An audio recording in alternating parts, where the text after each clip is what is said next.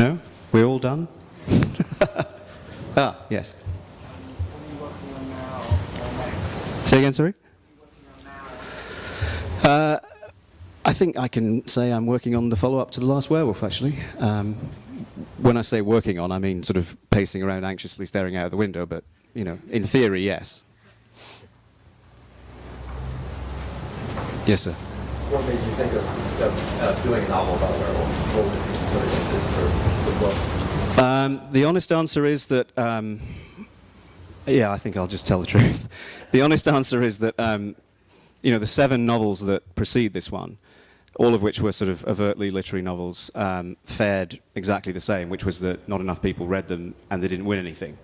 So I had a conversation, a refreshingly frank conversation with my agent in London, and said, if I write the logical successor to the previous book that I'd just published, will you be able to find a publisher for it? And he said no. So in something of a fit of pique, I have to say, I went away and decided to write what I'd intended to be a straight commercial genre page-turning novel. No speculation, no existential angst, no metafictional conceits, no abstract ideas.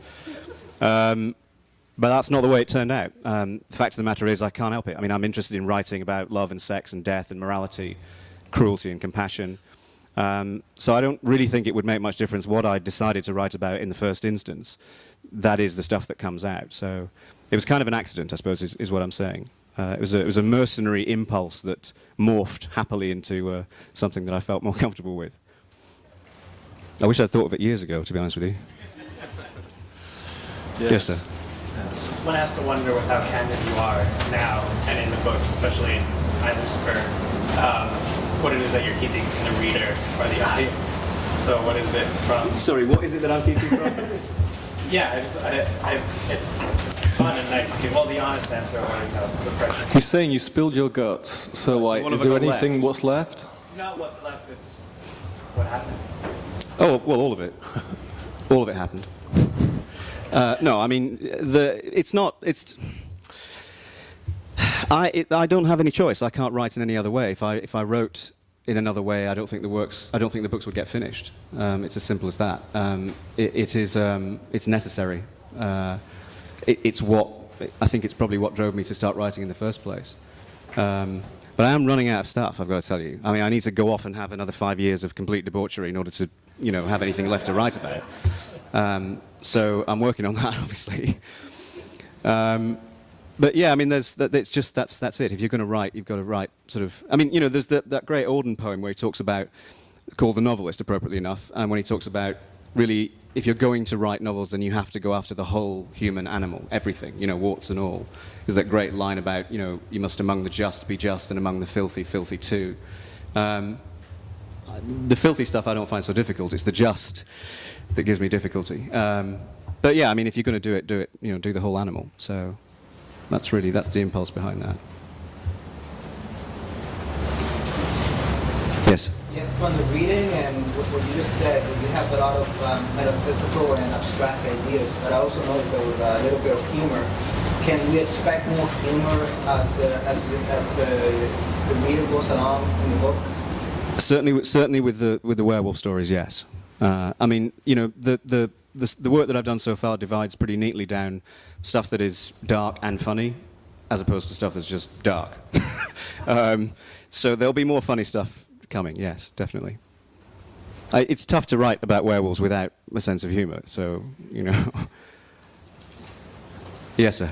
So you have to wait for the book to be finished to start the musical process, or are you receiving pieces of it throughout? Well, actually, the first thing I saw was Glen's first draft, but in manuscript form, so pre-edit, I guess. But I don't think it changed a huge amount from the. There wasn't a huge amount of changes in the edit. No, right? it was pretty much what Stephen saw was what we ended up with, more or less. So I actually read it, you know, in sort of A4 format, and the process of, once we decided to do this, the process of actually writing the music and the songs kind of started from then, actually. So more in parallel with the editing and publication process than in the writing.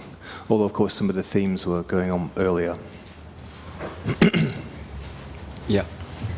So you say you started the book out of desperation a little bit, but when you found a way to make it your own, and you were still writing like this different type of book. Was that liberating, or did it feel like just a natural progression from what you've been doing before? I don't, I wish I had a sort of better answer than the one I've got, which is just that they come out the way they come out. I mean, this is probably the only novel that I've written with an avowed ulterior motive, which was to write something that was definitely going to get into print. Everything else I've written has been completely, genuinely sort of aesthetically grown, as in, I am alive, I am a writer, these are the things that I can't help writing about. So this is the first book which has had a different sort of practical starting point. But it was a huge relief. I mean, but it sounds like it took a while to get into that. It was immediate. I mean, basically, once the narrative voice was up and running, it was. I don't know why I'd thought there wouldn't be the scope for doing this in the first place. It just seemed. The problem. I mean, the problem for me, I suppose, with genre fiction is that. It's a set of conventions, and you can come at writing a novel about a werewolf in two ways. You can start by saying. What are werewolves like? And that's the genre questions. That's the genre question. That's what do we know about werewolves? And that invites the kind of fiction of the familiar, because you're being given what you already expect. The other way to start is to ask the question, what would it be like if I was a werewolf? I mean, me, or in your case, you. I mean, the person that you are, exactly the same in all other respects, except that you have to do this terrible thing once a month. To my mind, the crossover fiction, for want of a better word, or the sort of genre fiction that is a bit literary, or the literary fiction that dabbles in genre that works best, is the stuff that takes the psychology of the condition seriously. One of the reasons why Interview with the Vampire was such a phenomenal success was that it felt like Anne Rice was telling people sort of what they'd shapelessly known or suspected, which was that just because you become a vampire, you don't stop being a three-dimensional person. You still have all the rest of your psyche to contend with.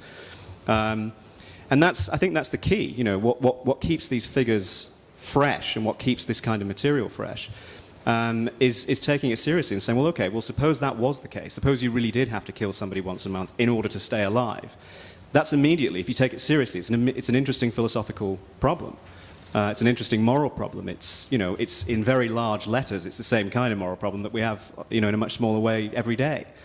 Which is why, in the end, it becomes a fiction about human morality and human conflict. So, yes, I mean, sorry, that was a very long-winded answer, but yeah, it was liberating because it was a huge relief to be able to write a book that, was fun to write and interesting to write. Henry, yes. Do you have who are your favorite authors and what do you admire about them as a writer? Confining myself to novelists, my favourite authors are Anthony Burgess, Martin Amis, John Updike, Paul Bowles, a little-known Irish writer called Deirdre Madden, who crafts perfect, short, beautiful, lapidary novels, one after another, and gets no credit for it and doesn't win anything. Novelists who don't shortchange you, novelists who care about style, care about getting it right at the level of the sentence. That's what's still inspiring.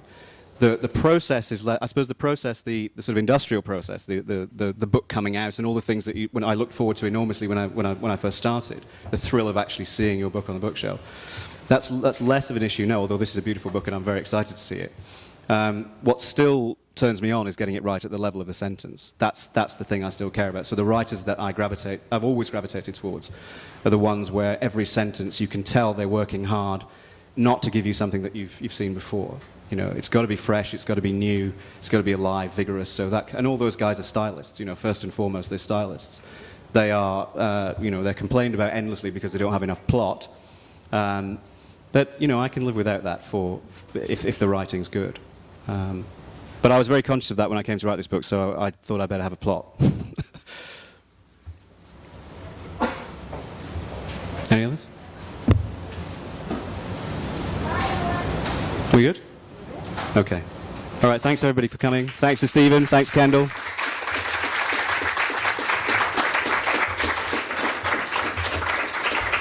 Thank you all for coming tonight.